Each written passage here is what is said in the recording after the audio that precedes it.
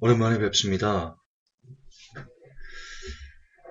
설교를 시작함에 앞서 음, 일단 우리 회복교회 오프라인 성도님들에게 다시 한번 진심으로 사과의 말씀을 드리고 그리고 설교를 시작하겠습니다. 저 혼자 일방적으로 독단적으로 오프라인 교회를 내려놔서 진심으로 죄송합니다. 저는 그렇게까지 여러분들에게 그것이 상처가 됐는 줄을 몰랐습니다. 평소에 제법 많이 제가 교회를 내려놓겠다라고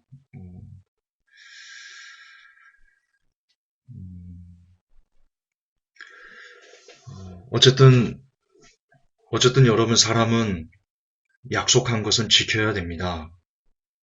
여러분은 여러분의 담임 목회자가 한번 뱉은 말을 다시 주워 담거나 그 약속을 어기거나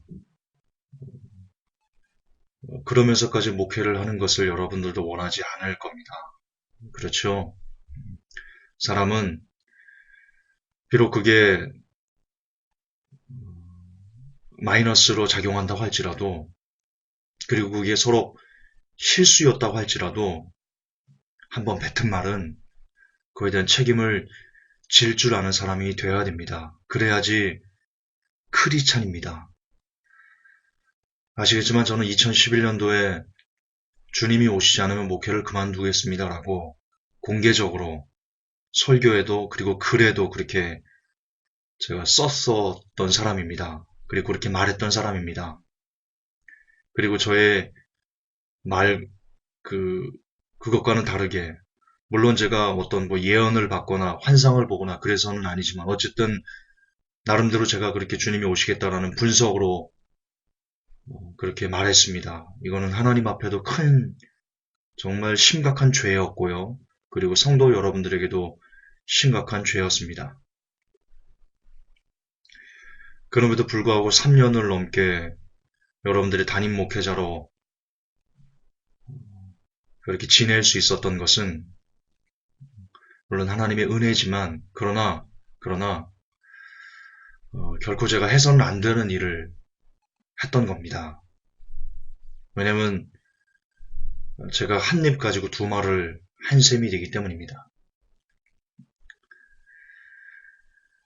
늘 그거에 대한 부담이 제 가슴에 굉장히 깊게 자리 잡았습니다. 그래서 교회가 어려울 때마다 저는 이게 하나님의 심판인가?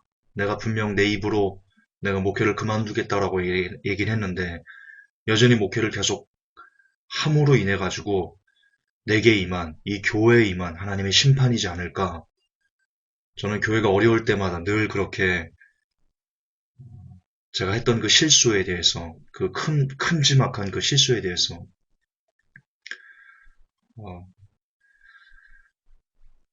되새기곤 했었습니다. 여러분들과 이 교회를 내려놓는 것을 상의했다면 저는 지금까지도 아마 내려놓지 못하고 계속 교회를 끌고 담임했어야만 했을 겁니다. 그것은 계속해서 제가 약속을 어긴 사람으로서 한 입 가지고 두 말 하는 사람으로서 그렇게 살아야만 하는 그런 부끄러운 사람으로서 존재하는 거라고 저는 생각했습니다. 그래서 감히 여러분들과 상의 없이 독단적으로 교회를 내려놓았습니다. 그리고 그것으로 인해서 여러분들의 마음에 큰 대못을 박았습니다. 진심으로 그 점에 대해서 너무나 진심으로 사과하고 사과하는 마음을 머리 숙여 용서를 구하고요. 그러나 어쩔 수 없었음에 다시 한번 여러분들이 깊이 가슴으로부터 이해해 주셨으면 하는 부탁을 드립니다. 특별히 교회가 갑작스럽게 문 닫음으로 인해서 가장 큰 타격을 입었던 우리 조처 집사님한테 제가 진심으로 머리 숙여 사과를 드립니다. 조재지 집사님은 서울에서부터 일산으로 그리고 파주에서 다시 백석으로 오직 교회를 쫓아서 2년 넘는 시간을 그렇게 오셨던 분입니다. 오직 회복교회 하나만 보고 그렇게 집을 옮기고 사람들을 떠나고 기존에 관계를 맺었던 사람들과 척을 지면서 회복교회를 쫓아왔던 분인데 제가 목회를 그만둠에 있어 적어도 조처지 집사님하고만큼은 깊이 있는 대화를 통해서 제가 그럴 수밖에 없음에 대해서 이해를 구하고 그런 상태로 제가 교회를 오프라인 교회를 문 닫았어야만 했습니다. 그랬다면 우리 조처 집사님이 상대적으로 느꼈을 그 박탈감과 상실감, 아픔, 고통 그것들이 아마도 많이 줄어들었을 것이다. 그렇게 생각합니다. 저의 경솔함으로 인해서 누구보다도 심하게 마음에 상처를 입었을 우리 조철 집사님 그리고 시완 형제에게 제가 진심으로 무릎 꿇고 그리고 머리를 숙여 사죄의 말씀을 드립니다. 부디 저를 용서해 주시고 제가 그럴 수밖에 없었던 부분에 대해서 약간의 이해를 구하고 싶습니다. 부디 저를 용서해 주십시오. 그리고 우리 회복계 성도님들에게도 참 죄송합니다. 이런 생각을 합니다. 우리 회복계 성도들이 저를 제가 한 50이 돼서 목회도 한 10년 이상 한 그런 상태로 우리 성도들이 저를 만났다면 어땠을까? 그러면 조금은 더 평지풍파가 없이 조금은 더 잔잔하게 여러분들이 믿음 안에서 잘 성장할 수 있지 않았을까? 왜 이분들이 이제 막 교회를 시작하고 그리고 너무나 젊은 그런 목회자를 만나서 이렇게 힘들어야만 했을까? 제가 요 며칠 나름 기도하면서 느꼈던 마음의 아픔입니다.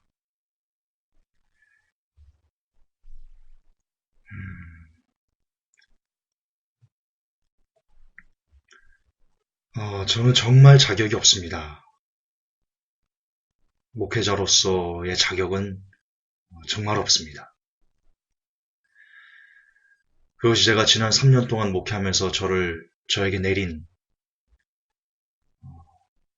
판단이었고요. 제 스스로 내린 판단이었고요.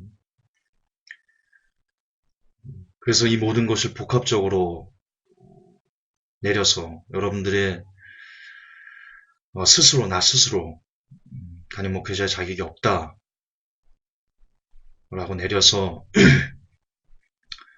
물론 오프라인 목회를 그만둔 겁니다. 그러나 저도 인간인지라 물론 저 스스로는 담임 목회자 자격이 없다라고 인정했지만 그러나 그럼에도 불구하고 3년 동안 함께 여러분들과 함께 했기 때문에 여러분들 기억 속에는 그래도 제가 일정 부분은 담임 목회자로 남겨져 있으면 좋겠다라는 그 작은 욕심이 제게 있었습니다. 욕심입니다. 역시 성경은 욕심이 잉태한즉 죄를 낳고 죄가 장성한즉 사망을 낳는다고 역시 저의 욕심이 화를 불러 여러분들을 또다시 아프게 하고 상처를 내었습니다. 그 점에 대해서 다시 한번 거듭 사과를 드립니다. 앞으로 욕심내지 않도록 살기 위해서 더 노력하겠습니다. 그리고 여러분들 생각 속에서 내가 담임 목회자로 인정받기를 원하는 마음도 제가 지우겠습니다. 진심으로 지우겠습니다. 그저 이렇게 온라인으로라도 설교할 수 있는 것만으로도 하나님께 큰 감사하고, 감히 나 같은 자가 온라인으로 설교할 수 있다는 것만으로도, 그리고 지금도 여전히 이렇게 많은 사람들이 저의 설교를 들으러 치니 와주신다는 것만으로도 진심으로 제가 감사하며 이 이상의 것을 제가 기대하지 않겠습니다. 그저 함께 했던 오프라인 성도들에게 제가 형제, 오직 그것으로만 남기를 원합니다. 제 마음으로부터 그렇게 제가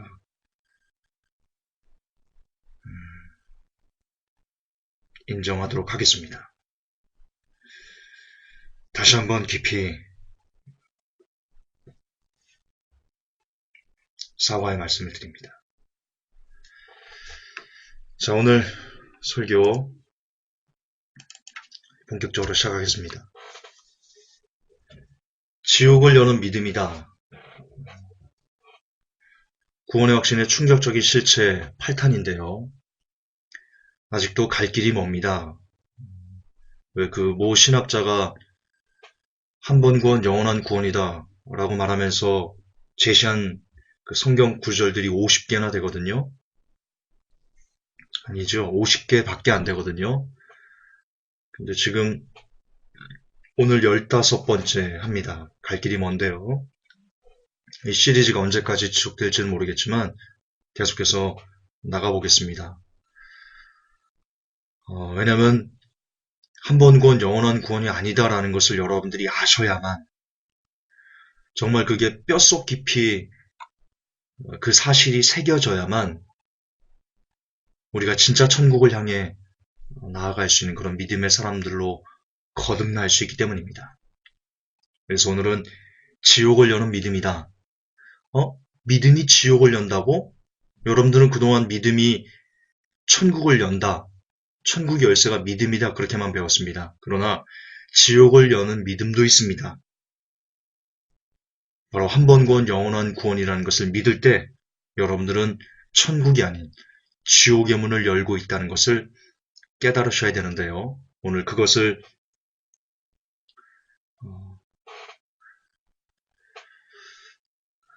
다채로운 증거를 통해서 여러분들에게 직접 보여드리겠습니다. 먼저 그 신학자가 주장하는 한 번 구원 영원한 구원이다라고 말하면서 주장하는 9절 또 함께 보겠습니다. 베드로전서 1장 5절 너희는 마지막 때에 드러나도록 예비하신 구원에 이르도록 믿음을 통하여 하나님의 권능으로 보호받고 있느니라. 자, 베드로전서 1장 5절을 근거로 이렇게 주장합니다. 당신은 하나님의 권능으로 보호하심을 입고 있다. 그리고는 이렇게 주석을 달았습니다. 당신은 믿음을 통해서 구원받았고 하나님의 권능으로 보호하심을 입고 있다. 그렇다면 하나님의 권능으로 보호하심을 입은 어떤 사람이 어떻게 그 구원을 잃을 위험에 처할 수 있단 말인가? 이 베드로전서 1장 5절에 대해서는요. 예전에 앞전에 1장 3절인가에 하면서 제가 한번 여러분들에게 설명해 드렸던 내용입니다.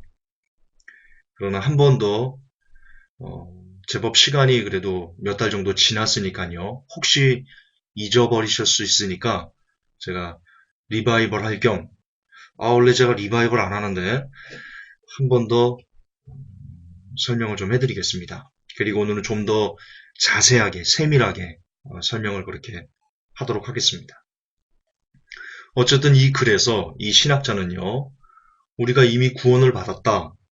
그리고 이미 받은 그 구원을 하나님의 권능으로 보호하심을 입고 있기 때문에 우리는 무슨 짓을 해도 구원을 잃어버리지 않는다. 한 번 구원은 영원한 구원이다. 그렇게 주장하는 것이 이 신학자의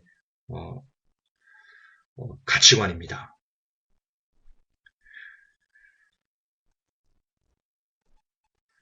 자, 이제 이것을 제가 변론하겠습니다. 이분이 잘못된 겁니다. 이분이 지금 여러분들에게 사기치고 있는 겁니다. 우선 이 베드로 전서를 쓴 베드로의 가치관을 좀 보겠습니다. 베드로 사도가 한 번 구원받았으니 절대로 구원을 잃어버리지 않아 라는 그런 개념을 가지고 이 글을 썼는지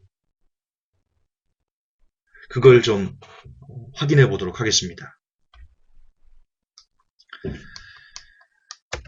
여러분, 베드로 사도는요, 그분의 머릿속에는요, 한 번 구원, 영원한 구원에 대한 개념은요, 없습니다. 그 증거를 보여드리겠습니다. 베드로후서 2장 1절 2절을 보세요. 2장 1절 2절. 그러나 백성 가운데 거짓 대언자들이 있었던 것 같이 너희 가운데도 거짓 교사들이 있으리니 그들은 정죄받을 이단 교리들을 몰래 들여와 심지어 자기들을 사신 주를 부인하기까지 하고 자기들 위해 신속한 파멸을 가져오리라. 그리고는요, 2절에 이렇게 얘기합니다. 많은 사람들이 그들의 악독한 길들을 따를 터인즉 그들로 인해 진리의 길이 비방을 받을 것이요. 자, 여러분, 제가 지금 빨간 줄로 도드라지게 부각시켜 놓은 많은 사람들을 주목해 보십시오. 그리고 문맥을 통해 보십시오. 이 많은 사람들이 누굽니까? 이방인들입니까? 이방인들이 그들의 악독한 길을 따를 터이요. 그들로 인해 진리의 길이 비방을 받을 것이요. 이겁니까? 여기서 말하는 많은 사람들은요, 문맥을 보면요, 일단 거짓 교사들이고요. 그리고 또 하나는요, 크리스찬들입니다. 자, 크리스찬들이, 왜냐면 베드로 사도는 이방인들은 이미 악독한 길을 가고 있기 때문에 언급할 필요가 없습니다. 베드로 사도 이 글을 보면 베드로전서에서 이미 베드로 사도는 크리스찬들에게 이렇게 얘기합니다. 너희들 이방인들의 행실을 하던 때가 지나간 때가 족하다. 그렇게 설명했습니다. 그렇기 때문에 여기서 많은 사람들이는요, 이방인들을 말하는 게 아닙니다. 믿음과 관계없는, 예수님을 믿는 믿음과 관계없는 사람들을 말하는 게 아닙니다. 분명히 예수님의 믿음과 관계 있는 사람들, 예를 들어 예수님을 믿다 변질된 어떤 거짓 교사들, 혹은 예수를 믿다 변질된 어떤 크리스찬들을 얘기하는 겁니다. 그러므로요, 거짓 대언자들의 미혹을 받고 타락해서 지옥으로 가게 되는 많은 사람들이 있다. 그들은 예수님을 믿고 있는 크리스찬들이었는데 그들이 거짓 대언자들의 미혹을 받고 타락해서 지옥으로 갈 수 있다. 지금 베드로 사도는 그렇게 얘기하고 있습니다. 만약 베드로 사도가 베드로전서 1장 5절을 한 번 구원 영원한 구원이라는 개념으로 썼다면 베드로 후서에서 어떻게 거짓 대언자에게 미혹되어서 크리스찬들이 지옥을 갈 수 있다라고 이렇게 쓰겠습니까? 제 말이 이해가 되시죠? 베드로 사도의 머릿속에는요, 한 번 구원, 영원한 구원 같은 개념이 없었던 겁니다. 따라서 베드로전서 1장 5절도 한 번 구원, 영원한 구원이 아닙니다. 지금 이 성경을 그 신학자가 잘못 푼 겁니다. 칼빈 교리에 입각해서 그걸 껴맞추게 하다 보니까 잘못 억지 해석한 겁니다. 제가 더 직접적인 증거를 보여드리겠습니다. 다음에 성경을 보십시오. 베드로후서 2장 8절부터 22절까지. 그들은 헛된 것을 크게 부풀려 말하면서 잘못하며 사는 자들로부터 빠져나와 깨끗하게 된 자들을 육체의 정욕과 심한 방종을 통해 꿰어내느니라. 그들이 저들에게 자유를 약속하나 자신들은 부패의 종이 되었으니 사람이 누구에게 정복되면 그 사람의 노예가 되느니라. 자, 20절 중요합니다. 만일 그들이 주 곧 구원자 예수 그리스도를 아는 것을 통해 세상의 오염에서 벗어난 뒤에 다시 그 안에 말려들어 정복되면 나중 결과가 처음보다 그들에게 더 나쁘리니 그들이 의의 길을 안 뒤에 자기들이 받은 거룩한 명령에서 돌아서는 것보다 차라리 그것을 알지 못한 것이 그들에게 더 나았으리라. 예, 보십시오. 8절에서 깨끗하게 된 자들을 육체의 정욕과 심한 방종을 통해 꿰어낸답니다. 여러분, 깨끗하게 된 자들이 누굽니까? 목욕한 사람들입니까? 목욕탕 가가지고 찜질방 가가지고 깨끗하게 몸 닦고 이렇게 된 사람들 얘기하는 겁니까? 아닌 거 아시죠? 여기서 말하는 깨끗하게 된 자들은 예수 그리스도를 믿고 예수 그리스도의 보혈로 말미암아 그 죄가 씻음을 받은 크리스찬들을 이야기합니다. 그런데 지금 베드로후서 2장에서 뭐라고 합니까? 깨끗하게 된 자들, 예수 그리스도를 믿고 핏부림을 받고 그 보혈로 그 죄를 씻은 그 사람들을 육체의 정욕으로 심한 방종으로, 그러니까 오늘날로 말하면 여러 가지 쾌락들, 여러 가지 더러운 것들을 통해서 그것을 그 크리스찬에게 즐기게 함으로 인해서 크리스찬이 그 죄악들을 즐김으로 인해서 지옥에 갈 수 있다. 베드로후서는 지금 베드로 사도는 그렇게 말하고 있습니다. 성경대로 우리 봅시다.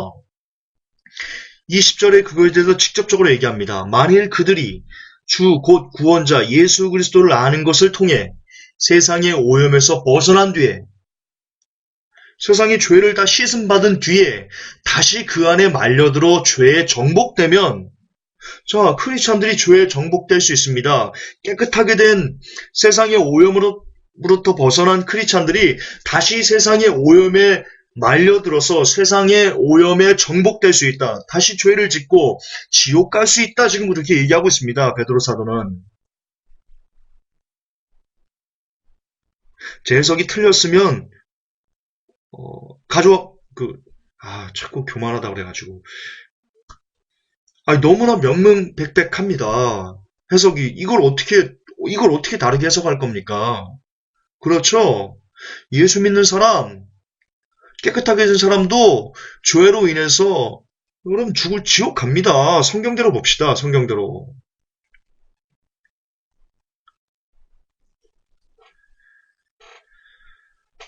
이처럼 성도는 크리스찬들은 예수 그리스도의 보혈로 모든 죄를 씻음받은 크리스찬들도 마귀와 그리고 마귀의 종들에 의해 미혹되어서 지옥에 갈 수 있다라는 것이 베드로 사도가 성도들에게 끊임없이 교훈하는 성경의 진리입니다. 그러므로 거듭 반복하지만 베드로전서 1장 5절에서 베드로 사도는 한 번 구원은 영원한 구원이야.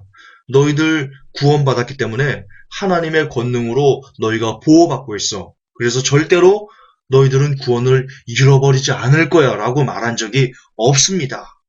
베드로 사도는 이 베드로 전후서를 기록한 베드로 사도는 그렇게 말한 적이 없는데 왜 이 시대 목회자 신학자들은 그렇게 말한 적도 없는 베드로 전서를 갖고 한 번 구원 영원한 구원이야.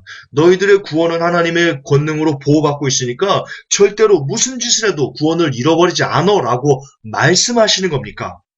정작 이 서신을 쓴 그 저자는 그런 뜻을 전혀 갖고 있지 않는데 왜 그러시는 거예요? 이유가 뭐예요? 회개하셔야 돼요. 지금 사기치는 거예요. 회개하셔야 돼요. 오히려요, 베드로 사도는요, 우리가 이렇게 구원을 잃어버릴 수 있기 때문에 우리가 이렇게 예수 그리스도를 믿고 핏부림을 받아서 정결케 된 후에도 얼마든지 죄에 빠져서 지옥을 갈 수 있기 때문에 베드로 사도는 끊임없이 성도에게 이렇게 권면합니다. 이겨야 돼. 너희들 이겨야 돼. 증거를 보여드리겠습니다. 베드로후서 3장 14절. 그러므로 사랑하는 자들아, 너희가 이러한 것들을 기다리나니 점도 없고 흠도 없이 화평 중에 그분께 발견되기를 힘쓰라. 여러분, 지금 베드로 사도는요, 우리들에게요, 우리가 그리스도에게 발견되기를 힘써야 된다고 얘기합니다.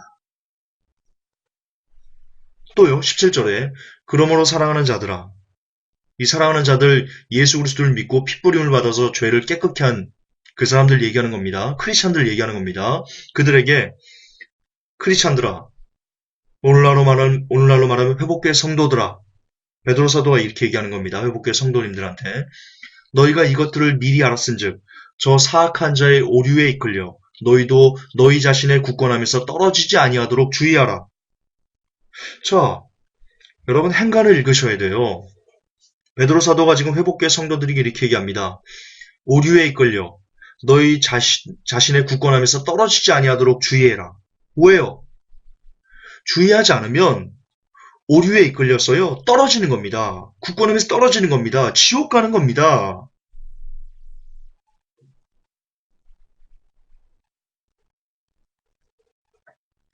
이처럼 성도들이 얼마든지 사악한 자의 미혹에 이끌려 멸망할 수 있다. 그것이 베드로 사도가 갖고 있던 개념입니다. 그래서 조심 또 조심하라고 강조하고 계속해서 강조하는 겁니다. 이런 베드로가 거듭 반복하지만 어떻게 베드로전서 1장 5절을 한 번 구원 영원한 구원이니까 너희들 평안하게 있어도 돼. 걱정하지 마. 절대로 구원 잃어버리지 않아.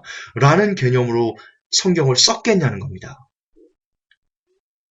정말 이건 성경을 읽지 않는 혹은 성경에 대해서 대단히 무식한 그런 해석 그 이상도 그 이하도 아닙니다. 그럼 베드로 사도가 베드로전서 1장 5절에서 하나님께서 너희를 보호하고 계신다 라고 말한 그 하나님께서 보호하시는 그 자들은 누굴까요? 분명 하나님께서 보호하시는 자들이 있습니다. 베드로전서에 써 있잖아요. 보호하시는 자들이 있어요. 그것은요. 하나님께서 지켜주시는 자들은요. 그분의 명대로 살려고 몸부림치는 자들, 그들에게 국한된 은혜입니다. 베드로 사도는 분명 그렇게 가르치고 있습니다. 역시 증거를 보여드리겠습니다. 베드로전서 1장 14절부터 22절. 너희는 순종하는 자녀로서 전에 알지 못하던 때에 이전 정욕들에 너희 자신을 맞추지 말고 오직 너희를 부르신 분께서 거룩하신 것 같이 너희도 온갖 행실에서 거룩할지니라. 기록된 바 내가 거룩하니 너희도 거룩하라 하셨느니라. 너희가 사람을 외모로 보지 아니하시고 각 사람의 행위대로 심판하시는 아버지를 부르며 간구할진대 너희가 여기에 잠시 머물러 있을 동안을 두려움 가운데 지내라. 자, 여기 하나님의 22절까지 볼게요. 너희가 성령을 통해 진리에 순종함으로 너희 혼을 깨끗하게 하여 거짓 없이 형제들을 사랑하기에 이르렀으니 순수한 마음으로 뜨겁게 서로 사랑하라. 자, 나옵니다. 이전 정욕들을 벗어난 사람들, 하나님 앞에 거룩하게 살려고 몸부림치는 사람들, 사람을 외모로 보지 않고 각 사람의 행위대로 심판하시는 아버지를 부르는 사람들, 그리고 그 가운데 두려움 가운데 지내는 사람들, 성령을 통해 진리에 순종하는 사람들, 형제를 사랑하되 뜨겁게 피차 사랑하는 사람들, 순수한 마음으로 뜨겁게 형제를 사랑하는 사람들, 이런 사람들입니다. 이런 사람들이 하나님의 보호하심을 받는 겁니다. 만약 이전 크리스찬이라고 하면서 이전 정욕을 그대로 행하는 사람들, 전혀 거룩하지 않은,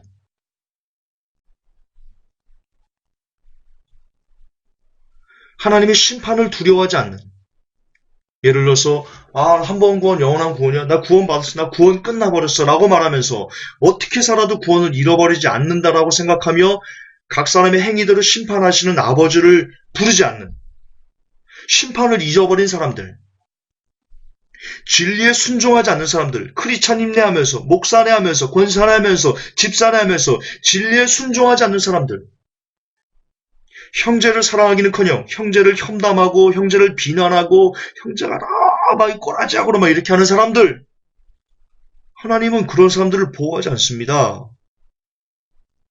베드로 사도는 그런 사람들을 보호한다고 하나님께서 그런 사람들을 보호한다고 얘기한 적이 없습니다.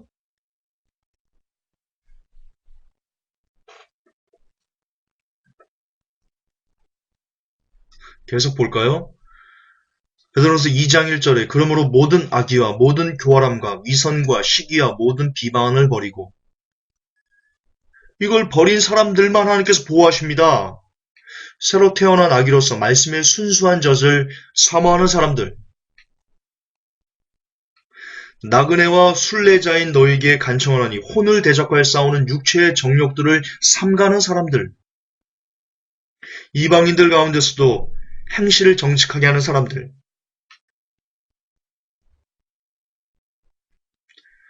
이런 사람들을 하나님께서는 이렇게 살려고 몸부림치는 사람들을, 다시 말해서 죄와 싸우되 피를 흘리까지 싸우려고 애를 쓰는 사람들, 정말 이빨이 부러져라, 주먹을 꽉 쥐었을 때 이 손톱이 이 손바닥 안을 파고들 정도로 그렇게 막 이를 악물고 죄와 싸우되 피를까지 싸우는 사람들, 왜? 하나님 말씀이기 때문에. 그런 사람들을 하나님은 보호하십니다. 그래서 그렇게 하나님의 말씀을 지키려고 이를 악문 사람들에게 하나님께서는 성령님을 선물로 주셔서 그 믿음의 선한 싸움을 좀 더 수월하게, 성령님이 친히 그 싸움을 도우셔서 좀 더 넉넉하게, 너끈히 그 죄를 이길 수 있는 힘을 하나님이 친히 주시는 겁니다. 그러나 죄와 싸우되 피를 흘리까지 싸우려고 하지도 않고, 나 구원받았으니까 됐어. 대충 살아도 되지 뭐. 나는 그냥 개털 모자만 쓰면 돼. 그냥 천국만 가면 돼. 나 상급 같은 거 바라지도 않아. 그냥 부끄러운 구원만 받아도 돼. 라고 말하면서 여전히 죄를 버리지 않고, 여전히 즐기는 죄를 토해내지 않고, 그 죄를 그대로 즐기는 사람들에게 하나님은 절대로 성령님을 주시지 않습니다. 무슨 말이냐? 하나님은 그런 사람들을 보호하지 않습니다.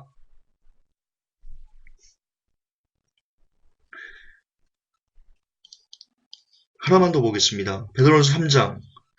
끝으로 너희는 다 한마음이 되어 서로를 동정하며 형제로서 사랑하고 불쌍히 여기며 예의 바르게 행하라. 이런 사람들을 하나님은 보호해 주시는 겁니다. 악을 악으로, 욕설을 욕설로 갚지 않는 사람들, 오히려 그 반대로 그런 사람들을, 나를 욕하는 사람들을 축복하는 사람들, 그런 사람들을 하나님은 보호해 주십니다. 회복의 성도 여러분, 그리고 김관훈 전수사, 우리가 얼마나 미흡합니까? 우리가 하나님의 보호하심을 입기에 얼마나 미흡한 그런 삶을 지금 살고 있습니까? 저는 저를 욕하는 사람을 위해서 축복하는 그런 삶을 잘 살지 못합니다. 물론 머리로는 그렇게 살아야지라고 이해하지만 저의 가슴은 아직 그 단계에 이르지 못했습니다. 여러분들도 별반 다르지 않을 겁니다. 그러면 우리는 생각해야 됩니다. 우리가 얼마나 지옥에 가까운가.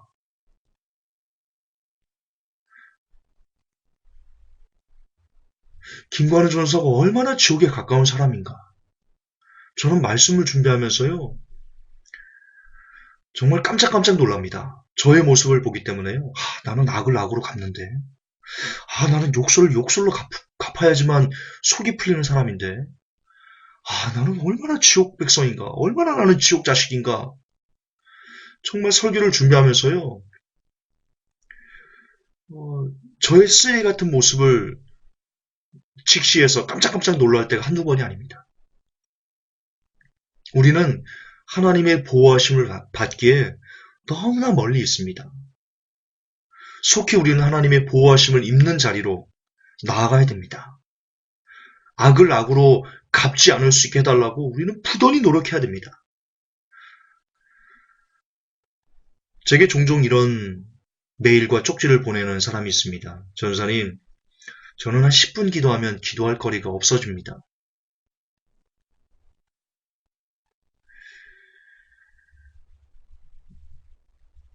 말씀을 보지 않아서라고 저는 생각합니다. 악을 악으로 갚지 않게 해달라고 기도하는 데만 해도요, 여러분 평생이 걸릴지도 모릅니다. 매일 기도해야 되거든요. 하나님, 제발 악을 악으로 갚지 않는 사람 되게 해주세요. 하나님, 제발 욕설을 욕설로 갚지 않고 오히려 축복해주는 사람으로 내가 거듭나게 해주세요.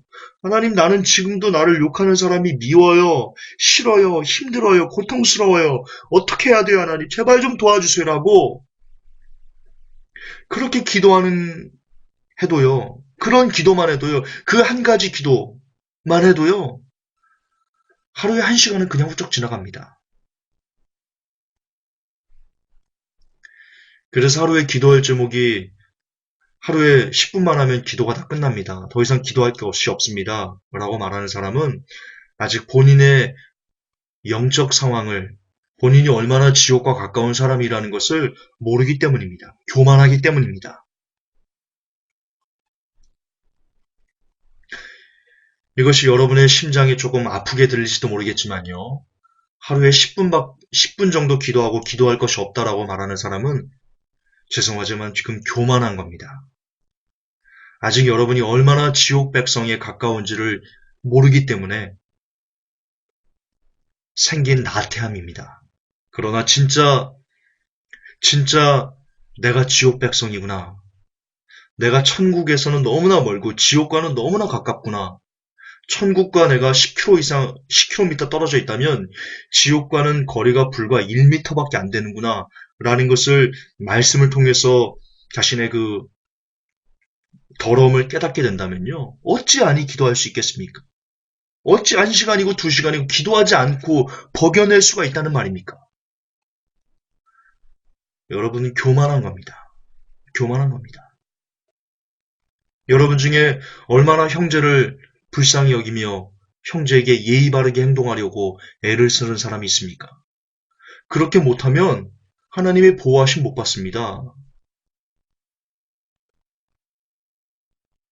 그래서 끊임없이 하나님 나 진짜 형제를 사랑하게 해주세요. 진짜 형제를 불쌍히 여기며 살 수 있게 해주세요. 나 형제에게 예의 바르게 행동하며 살 수 있게 해주세요. 라고 정말 부단히 노력하면서 기도하셔야 됩니다. 그것이 될 때까지 그런 삶이 여러분의 삶 속에서 표출될 때까지 아직 표출되지 않으면 기도가 부족한 겁니다. 어떤 분이 우리 청년들은요, 제가 포르노에 대해서 많이 얘기했기 때문에 끊게 해달라고 기도할 겁니다. 부단히 기도할 겁니다. 그러나 그러면서도 기도하면서도 여전히 포르노를 시시때때로 즐기는 그런 삶을 지속할런지도 모릅니다. 왜 그런지 아십니까? 기도가 부족하기 때문입니다. 기도가 쌓여지지 않았기 때문입니다. 아직. 완전히 여러분의 삶에서 그 포르노가 완벽하게 끊어질 때까지 계속 기도하셔야 됩니다. 하루에도 수십 번씩 생각할 때마다 포르노를 보고 싶은 유혹이 순간순간 들 때마다 하나님 도와주세요. 끊게 해주세요. 그렇게 계속 여러분의 기도가 응답될 때까지 미친도록 여러분 기도하셔야 됩니다. 1등 되려고만 기도하지 마시고요. 그 기도 응답받으려고 하지 마시고요. 여러분의 삶의 거룩이 나타날 때까지 계속해서 그 삶이 거룩으로 표출될 때까지 계속해서 그 응답을 위해서 기도하셔야 됩니다. 평생을 그렇게 사셔야 됩니다. 평생을.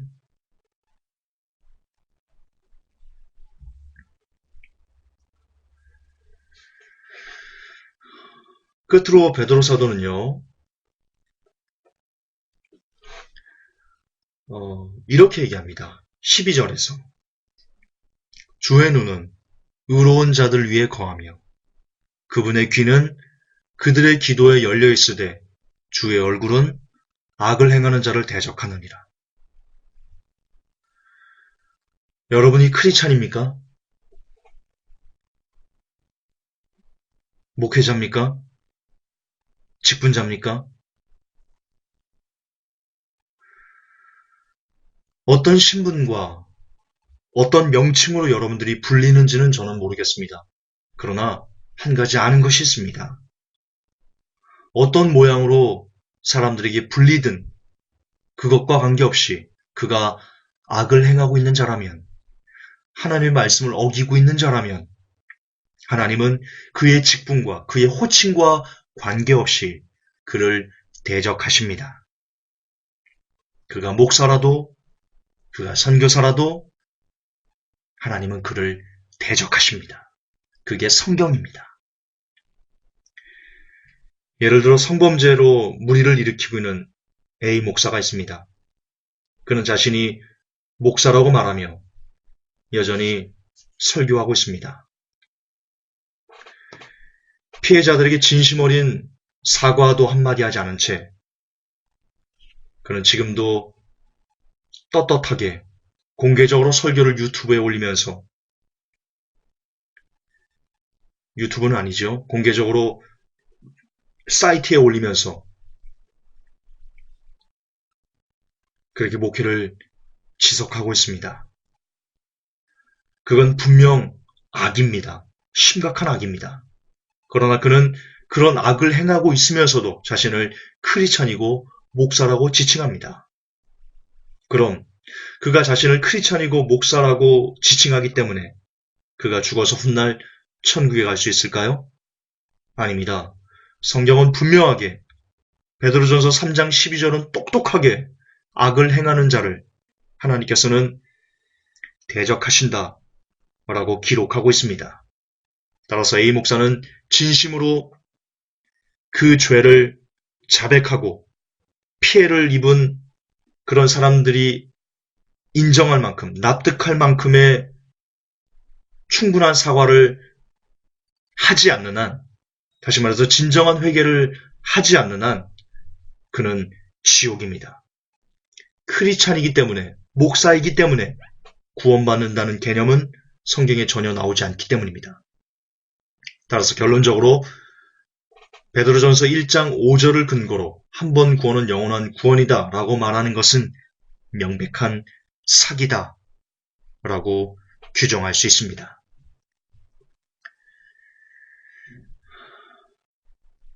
자, 시간이 좀 갔지만 두 번째까지 하고 갈게요. 오늘 중요한 거니까요.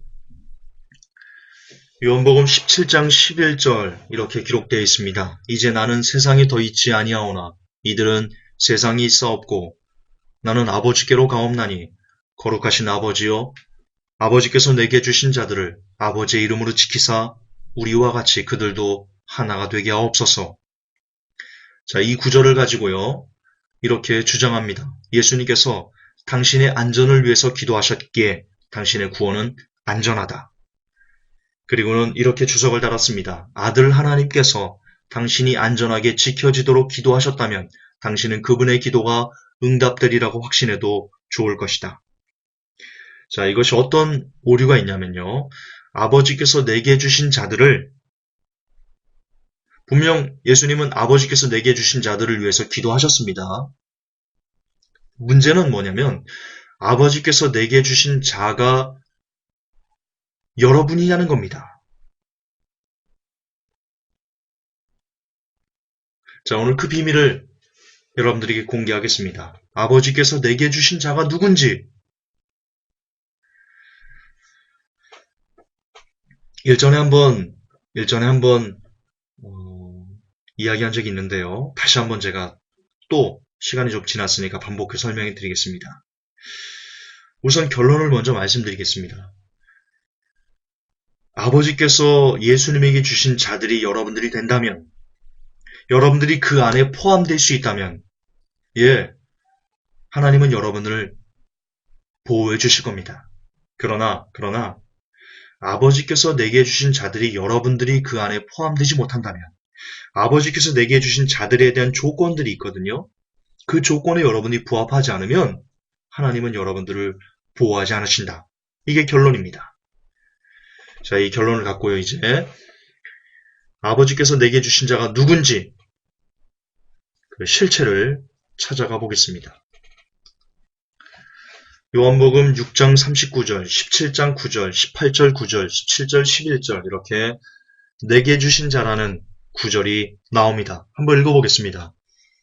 나를 보내신 이의 뜻을 행하려 함이니라. 나를 보내신 이의 뜻은 내게 주신 자 중에 내가 하나도 잃어버리지 아니하고 마지막 날이 다시 살리는 이것이니라. 자, 이렇게 내게 주신 자 나오고요. 요한복음 17장 9절에 내가 저희를 위하여 비옵나니 내가 비옵는 것은 세상을 위함이 아니요 내게 주신 자들을 위함이니 저희는 아버지의 것이로다.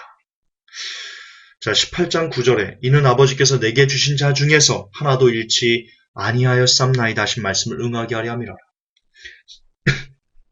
자, 이렇게 보시죠. 성경은 하나님께서 예수님에게 주신 자들이 있다라고 말합니다. 저는 그것을 부인하지 않습니다. 분명 하나님께서 예수님에게 주신 자들이 있습니다.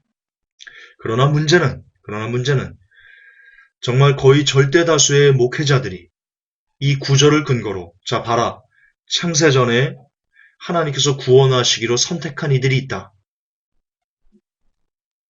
자, 이 구절 하나님께서 내게 주신 자, 이 구절을 어떻게 해석하냐면 봐라, 창세전에 하나님께서 구원하시기로 선택한 사람들은 모두 다 예수님께 줬다.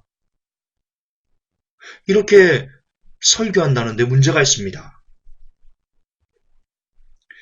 그리고 나아가 그들은 바로 이 교회에 앉아있는 여러분들이다. 하나님께서 예수님에게 준 자들, 창세전에 구원하기로 예정한 그 사람들은 바로 이 교회에 앉아있는 여러분들이다. 그리고 입으로 예수 그리스도를 시인하는 바로 여러분들이다. 여러분은 여러분이 원해서 이곳에 있는 것이 아니고 창세전에 하나님께 선택함을 받았기 때문에 성령님의 이끌림으로 말미암아 지금 이 교회에 앉아있는 것이다라고 아버지께서 내게 주신 자를 그렇게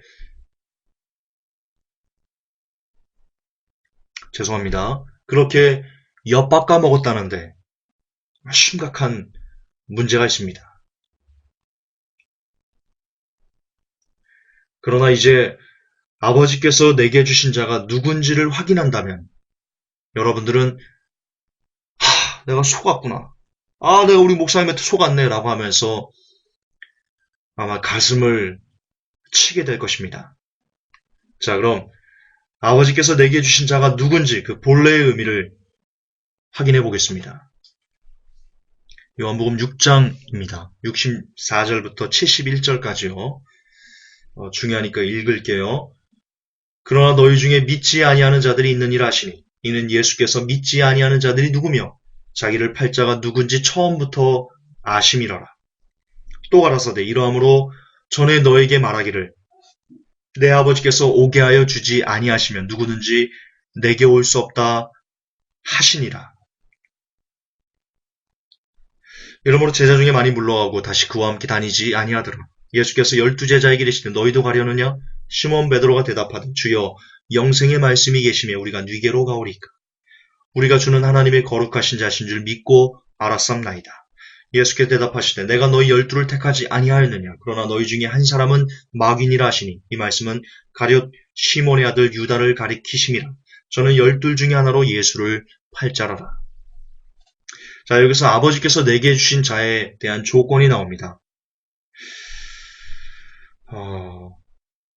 제가 빨간 줄로 거는 것을 여러분들 좀 보세요.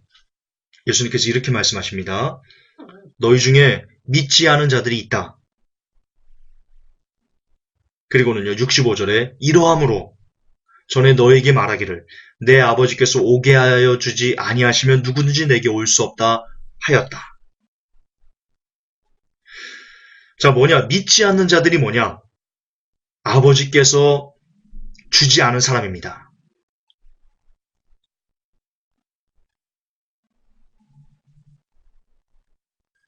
자, 이거는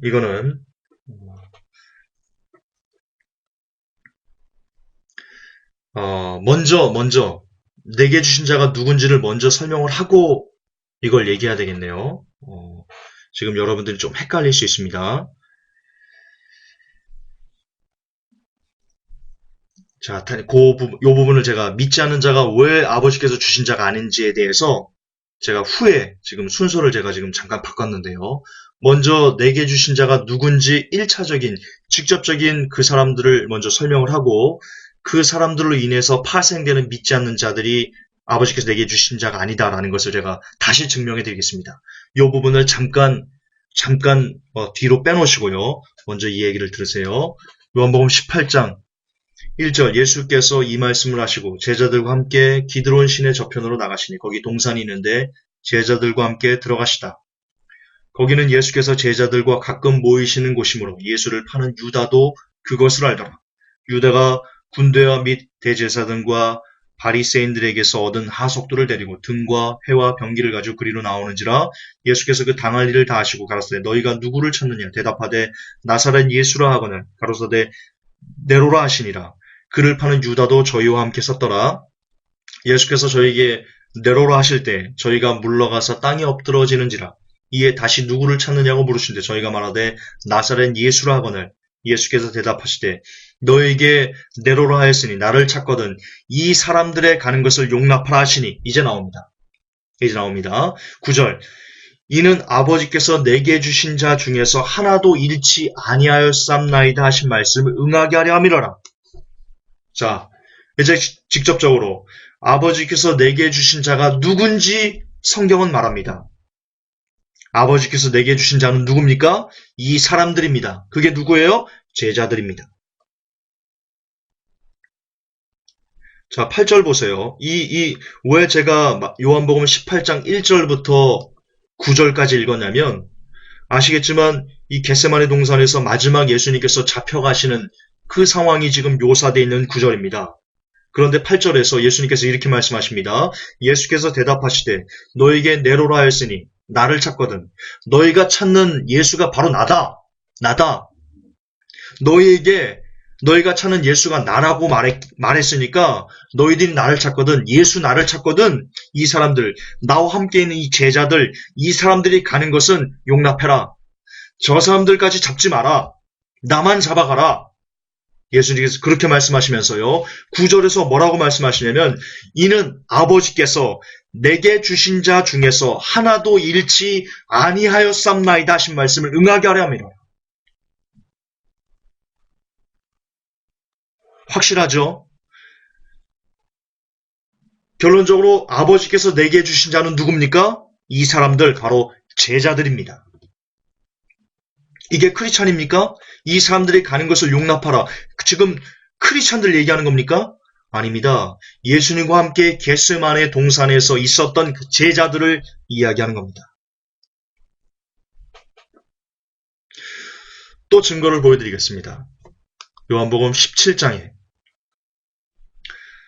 아버지께서 내게 하라고 주신 일을 내가 이루어 아버지를 이 세상에서 영화롭게 하였사오니 아버지여 창세전에 내가 아버지와 함께 가졌던 영화로서 지금도 아버지와 함께 나를 영화롭게 하옵소서. 세상 중에서 내게 주신 사람들에게 내가 아버지의 이름을 나타내었나이다. 저희는 아버지의 것이었는데 내게 주셨으며 저희는 아버지의 말씀을 지켰나이다. 지금 저희는 아버지께서 내게 주신 것이 다 아버지께로서 온 것인 줄 알았나이다. 이거 지금 누구 얘기하는 겁니까? 6절에 세상 중에서 내게 주신 사람들에게 내가 아버지의 이름을 나타내었나이다. 누구에게 나타내셨습니까? 기본적으로 누굽니까?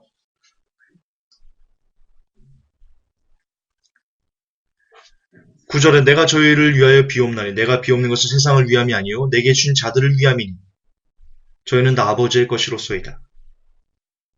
그러면서 12절에 이렇게 얘기합니다.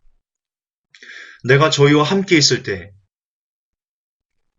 저희가 누굽니까? 제자들입니다. 내가 저희와 함께 있을 때 내게 주신 아버지의 이름으로 저희를 보존하와 지키었나이다. 누구를 지킨 겁니까? 아버지께서 내게 주신 그 누구를 지킨 겁니까? 제자들을 지킨 겁니다. 베드로에게 예수님께서 이렇게 말씀하셨습니다. 내가 너의 믿음이 떨어지지 않게 기도했다. 그러므로 너는 돌이킨 후에 나를 쫓으라. 왜? 예수님께서 베드로를 위해서 기도했기 때문입니다. 저를 보존해달라고. 보호해달라고. 베드로는 아버지께서 예수님에게 주신 사람 중 하나였기 때문입니다.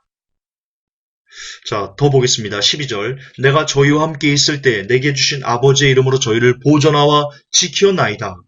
제자들을 지킨 겁니다. 예수님께서 그 중에 하나도 멸망치 않고 오직 멸망의 자식뿐이오니 이는 성경을 응하게 함이니이다. 누구 말하는 겁니까? 유다 말하는 겁니다. 유다.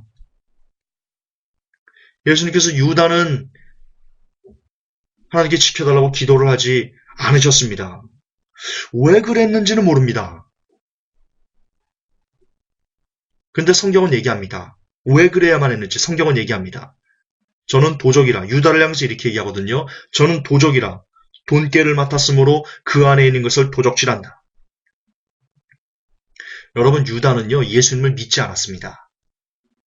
처음부터 예수님을 믿지 않으면서 예수님에게 예수님으로부터 어떤 떨어지는 콩고물, 이런 것을 위해서 예수님 곁에 있던 사람입니다. 그랬기 때문에 예수님은 유다를 위해서 저를 지켜달라고, 보존해달라고 기도하지 않으신 겁니다. 그래서 제가 아까 앞에 뭐라고 말씀드렸습니까? 예수님께서 지켜달라고 하나님께서 예수님에게 주신 자에 대한 조건이 믿음이다라고 말한 겁니다. 믿지 않는 자들은, 예수님의 말씀을 믿지 않는 자들은 하나님은 그를 보호해달라고 기도하지 않습니다. 예수님을 믿지 않는 사람들은 하나님께서 예수님에게 주신 자들이 아닙니다.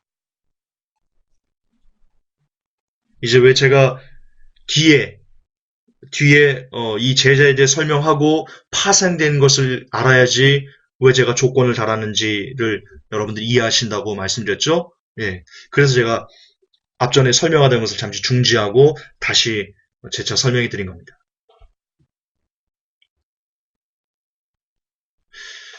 자, 어쨌든 이처럼 아버지께서 예수님에게 주신 자들은요, 1차적으로, 직접적으로 어찌됐든 명백하게 제자들입니다. 거기서부터 하나님께서 예수님에게 주신 그 자들이 이렇게 퍼져나가는 겁니다. 기본은, 뿌리는 제자입니다. 물론 후에 이 제자들이 쓴 성경을 통해서 예수님을 알고 믿게 된 우리들 역시 아버지께서 예수님에게 주신 자들이 되는 겁니다. 그러나 그것은 믿음으로 되는 겁니다. 믿음이 없이는 누구도 하나님께서 예수님에게 주신 자들이 안 됩니다. 이거는 창세전에 선택되고 선택되지 않았고의 문제가 아닙니다.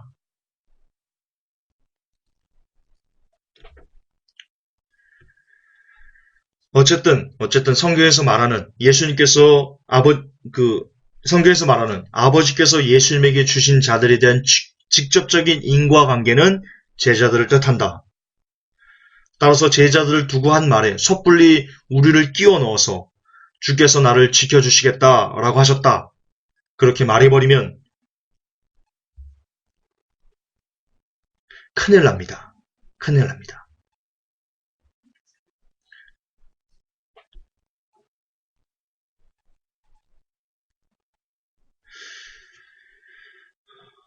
또한 아버지께서 내게 주신 자의 조건 중에는 아까 제가 말씀드렸던 예수님을 믿는 것, 그리고 또 하나의 조건이 있습니다.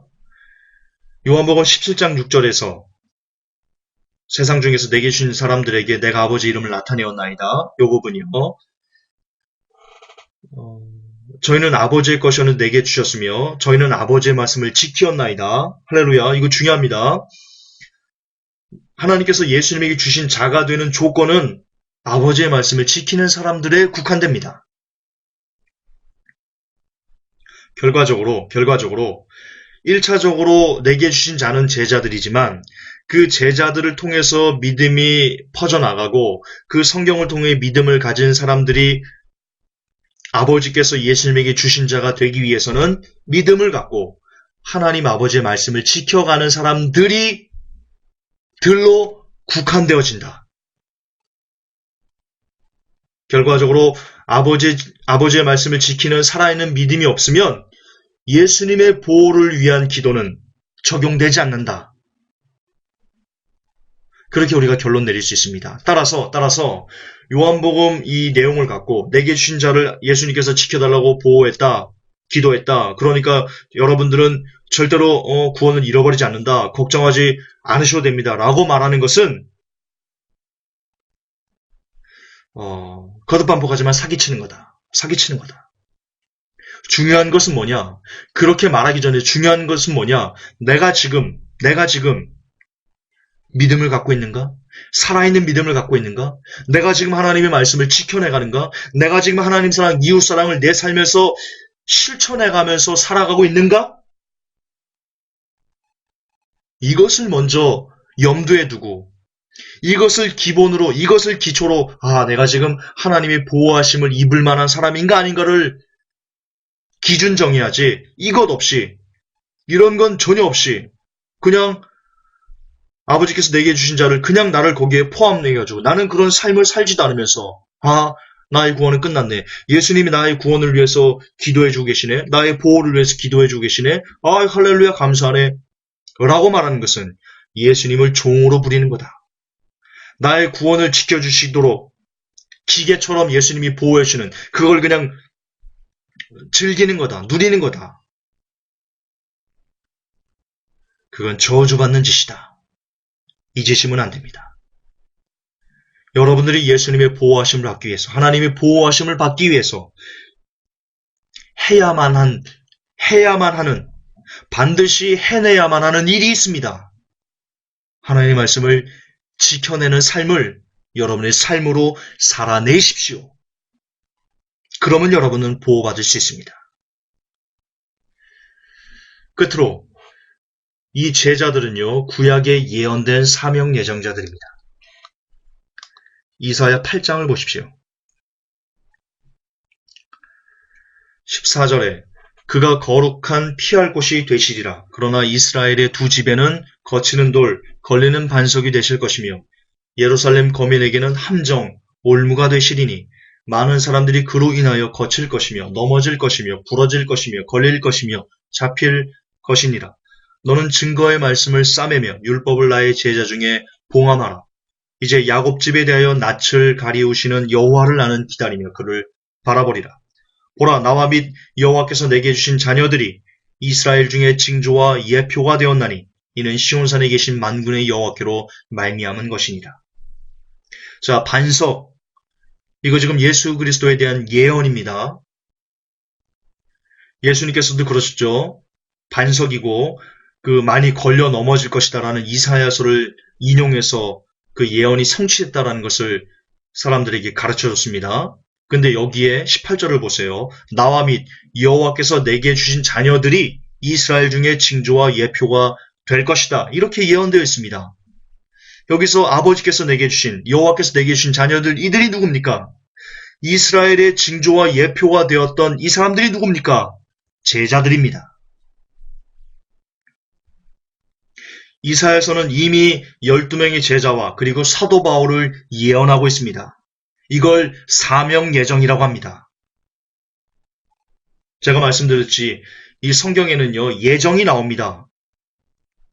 사명 예정이 있고요, 개인 예정이 있고요, 그리고 공동체 예정이 있습니다. 그러나 창세전에 누구는 구원할 자를 예정하시고 이런 예정은 없지만, 그러나 세 가지 사명 예정, 개인 예정, 공동체 예정이 있습니다. 이 중에 하나가 사명 예정이 바로 이 제자들을 이야기하는 겁니다. 우리는 사도행전을 압니다. 사도행전은 제자들이 예수님을 뒤이어서 이스라엘에게 예수님만이 구원자라는 징조와 예표의 사명을 담당하는 그 모습을 우리는 사도행전을 통해서 확인했습니다. 이때 방언이 나왔고요. 신유, 기적 등이 사도들에게서 나타나며 그들은 징조와 예표가 되었습니다. 이처럼 제자들은 구약에서 미리 예정된 사명자들이었습니다. 그렇기 때문에 예수님께서 이렇게 얘기한 겁니다. 아버지께서 내게 주신 자들. 이해가 되십니까? 예수님께서 아버지께서 내게 주신 자라는 그 말을 쓰신 이유는 바로 말씀을 성취하시기 위해서 그 단어를 쓰신 겁니다. 할렐루야. 예, 그냥 쓰신 게 아닙니다.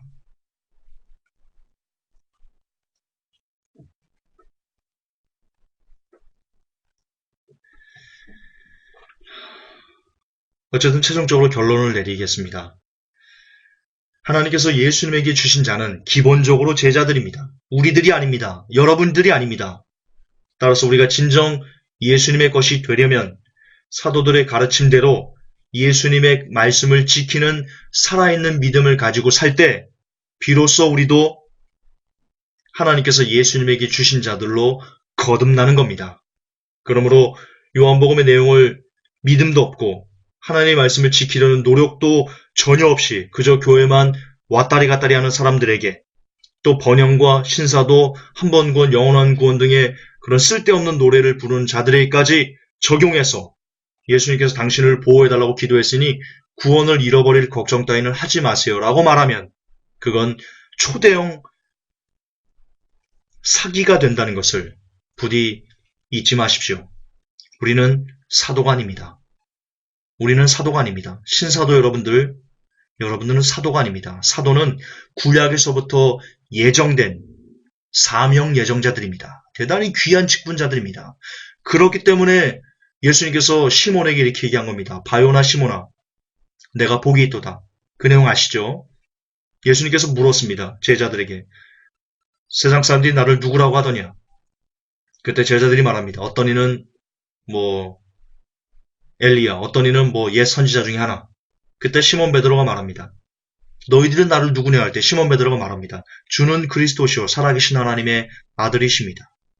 예수님께서 이렇게 말씀하십니다. 바요나 시몬아 내가 복이 있도다라고 말씀하시면서 이를 알게 한 이는 혈육이 아니고 하나님이 내게 알게 하셨다. 왜요? 그들은 구약 때 이사야에서 이미 예수님과 함께 예수님의 부활을 증거하고 이스라엘 중에 징조와 예표가 되는 사명자들로 예정된 그런 사명 예정자들이기 때문에 하나님께서 특별히 베드로를 터쳐서 예수님이 그리스도이심을 베드로가 믿도록 그렇게 강권적으로 역사한 겁니다. 그들이 특별하게 예정된 사람들이기 때문에 그런 현상들이 나타나는 겁니다. 따라서 그 내용을 근거로 우리들도 역시 하나님께서 이렇게 강권적으로 예수님을 믿도록 터쳐주셔야지만 우리가 예수님에 대한 믿음을 가질 수 있다라고 말하는 칼빈주의는 성경을 잘못 해석한, 성경에 대해 무지한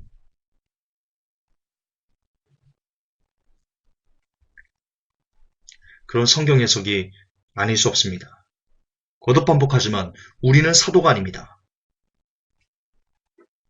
따라서 우리는 우리가 주의 것이 되려면 철저하게 살아있는 믿음을 가져야만 합니다. 그래서 그 믿음이 우리의 삶에서 외부로 표출되어야만 합니다. 그럴 때 우리는 하나님의 자녀가 될 수 있습니다. 말로만, 글로만, 아주 그럴듯한 무엇으로만 아닙니다. 우리의 삶으로 우리는 하나님의 자녀가 되고 안 되고가 판가름 납니다. 그것이 아마도 오늘 설교의 핵심이지 싶습니다. 사랑하는 회복계 성도 여러분, 우리 삶으로 우리가 하나님의 자녀라는 것을 입증해내는 그런 삶을 이제 월요일부터 또다시 새롭게 시작하십시다. 하나님 아버지 감사합니다. 하나씩 잘못된 구원론, 한 번 구원 영원한 구원의 허구와 그 성경적인 무지들을 우리가 하나씩 되짚어가며 그 잘못된 것들을 수정해가는 가운데 있습니다. 하나님, 부디 이 길에 성령님께서 동행하여 주시고 친히 성령님께서 이끌어 주셔서 이 사명을 온전히 마감할 수 있도록 도와주시고 또한 우리에게 들을 길을 허락해 주셔서